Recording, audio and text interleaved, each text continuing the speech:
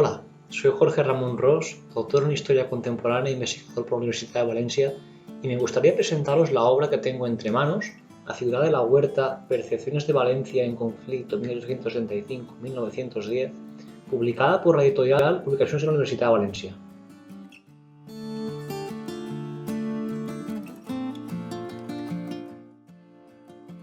En esta obra exploro cómo se transformó la ciudad, en concreto su casco histórico, entre finales del siglo XIX y principios del siglo XX, atendiendo a otros procesos europeos de urbanización.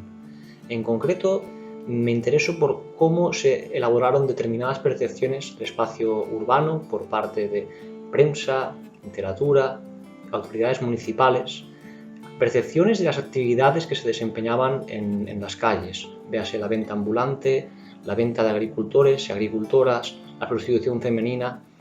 Para ello trabajo sobre todo dos zonas. En concreto hablo del barrio del Mercado, actualmente presidido por el Mercado Central, pero que anteriormente existía una plaza en él.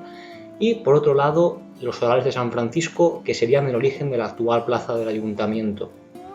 Asimismo, la ciudad de la huerta aborda cómo esas maneras de sentir, representar, vivir el espacio de la ciudad influyeron o de alguna manera impactaron en los procesos de reforma urbana y en cómo estos fueron planteados por las autoridades municipales en este periodo.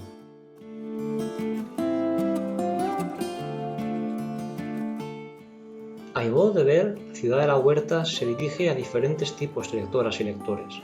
En primer lugar, vecindario interesado, implicado en debates urbanísticos, en la configuración del espacio público o simplemente en temas de su barrio. En segundo lugar, aquellos vecinas o vecinos de la huerta, gente que la trabaja, interesada en cómo ha influido el desarrollo de este espacio agrícola en el desarrollo de la ciudad. Y por último, gente interesada en historia local o lectores especializados.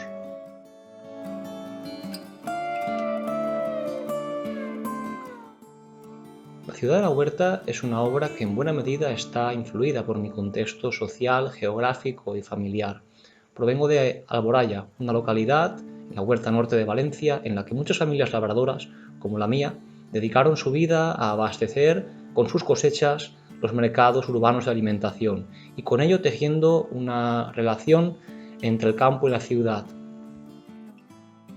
Además, creo que en el libro se plantea de fondo una cuestión bastante actual y es qué modelos de ciudad y de espacios públicos entran en colisión, qué sujetos sociales son marginados en el planteamiento de reformas o de proyectos urbanos y cómo se plantea su elaboración en base a qué estereotipos o qué prejuicios por parte de políticos o de intelectuales.